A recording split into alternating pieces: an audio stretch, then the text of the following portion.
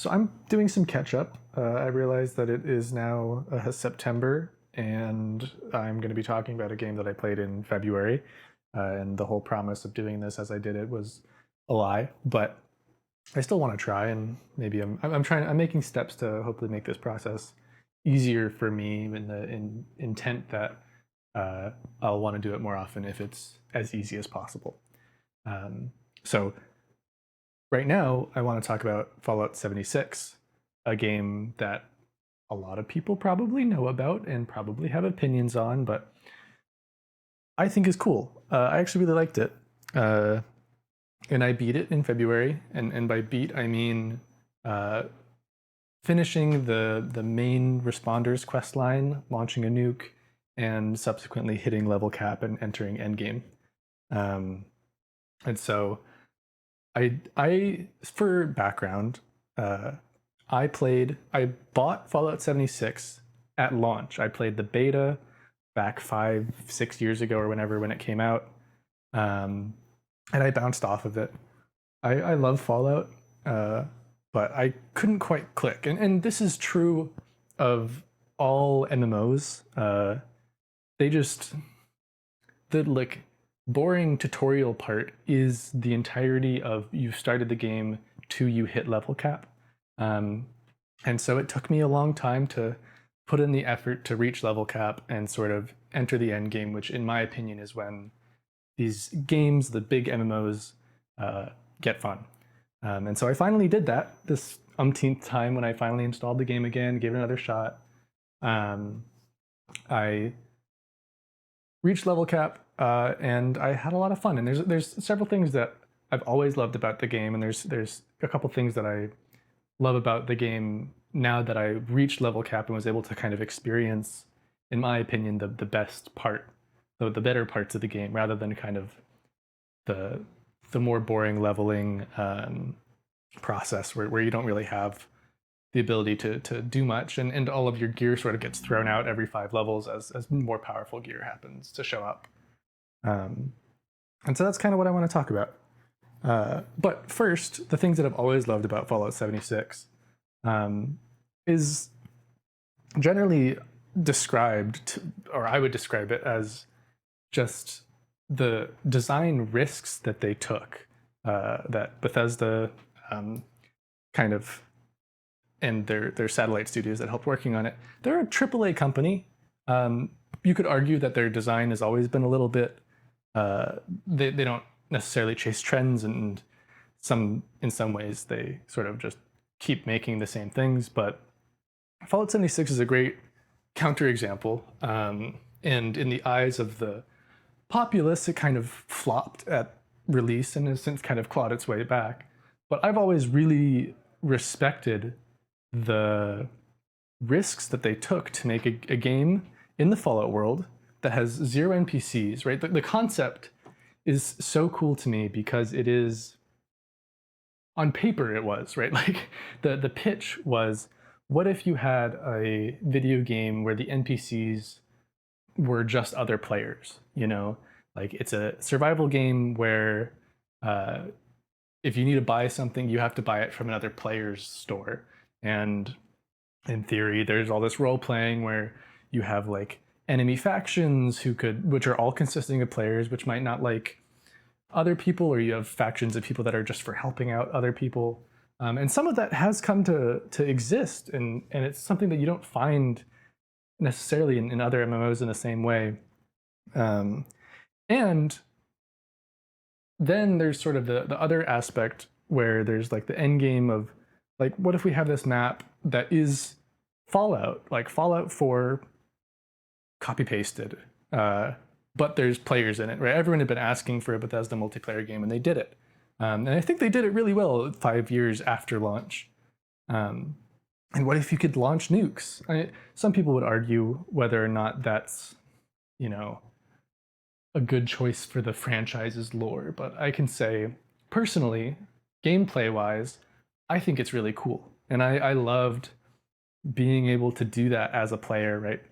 Spend all this time kind of building up to that, getting all this information about kind of why they exist and why it's bad, and you're kind of just living in the literal fallout of the consequences of that.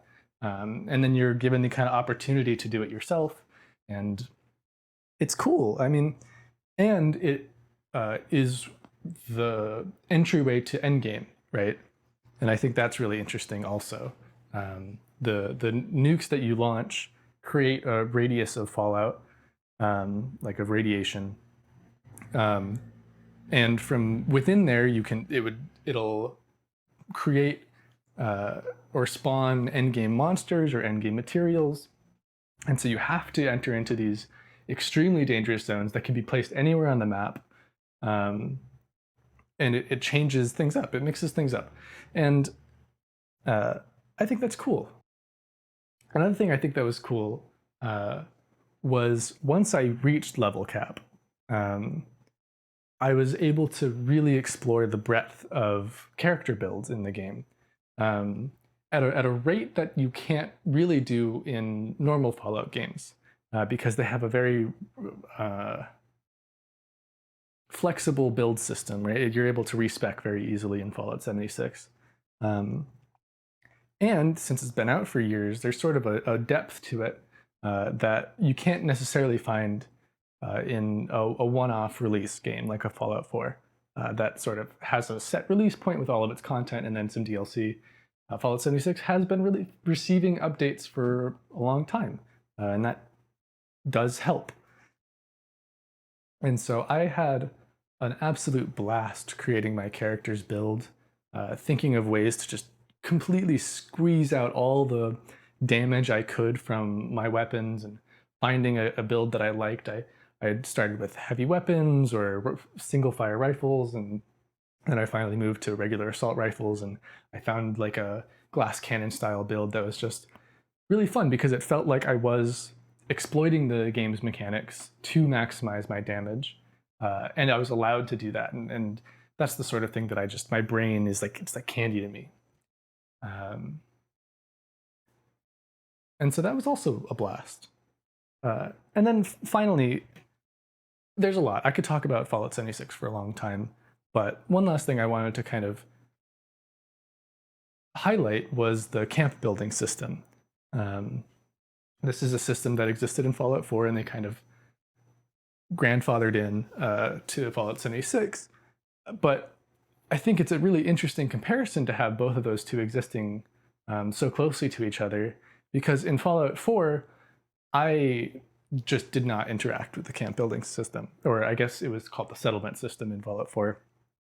I played around with it a little bit when the game originally came out, but then at a certain point you just sort of use it to scrap parts, and you just use it to store your power armor, and it wasn't an aesthetic place to express kind of what I wanted to make, even though it had sort of all the same tools.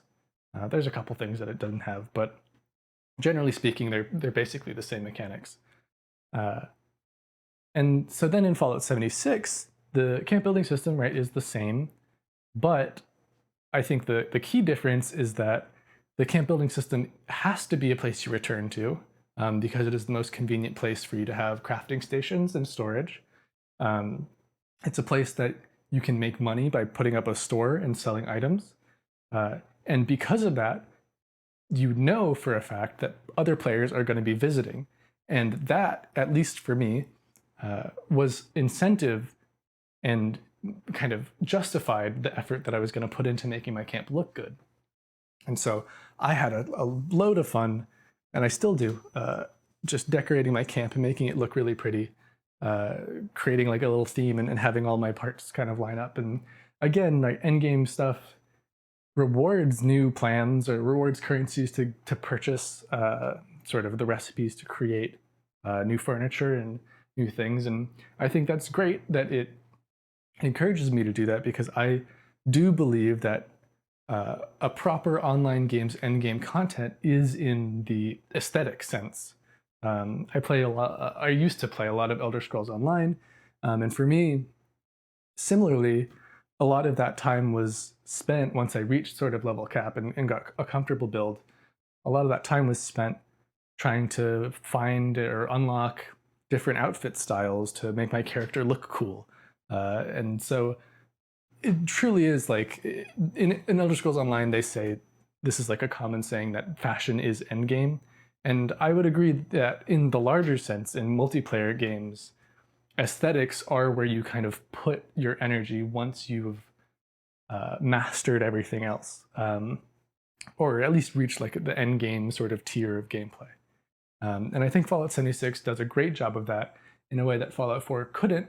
And I believe that that's because of the multiplayer aspect of that. I know people are going to be there, and so I'm going to make it look pretty in the same way that like when you invite people over for dinner, you like tidy up your house. I think it's the same sort of idea. And I think Fallout 76 really succeeds in that front. Um, and so, yeah, I think I could probably go on for a long time about the things I like about that game and the things I don't like. It's not a perfect game by any mean. Um, I think largely it lacks content in the end game. But with friends, it's still fun, right? Multiplayer games get a lot of uh, assistance by being something you can play with friends, and friends make any experience better. But I do think Fallout 76 is great. And I've spent a lot of time in it. I put in probably 150 hours this year, or something like that, 100 hours, just playing it and just having fun. And it was not something I was expecting. I was expecting to bounce off of it again, you know? So that was really cool. I don't think it's a game for everyone. I think that plenty of people would bounce off like I did.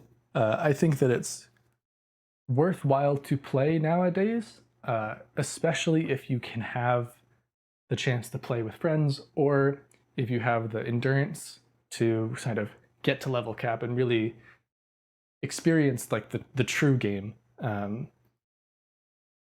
And I think that's interesting, especially because of how cheap it gets, and because of the success of the Fallout show. I believe is going to be pushing more development efforts towards the game. And so I think that now, uh,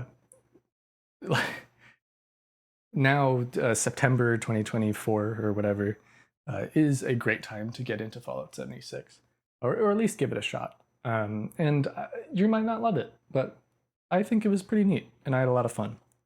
Um, so yeah, that's what I wanted to talk about. And I guess I'll talk about something else in the next game, in the next video.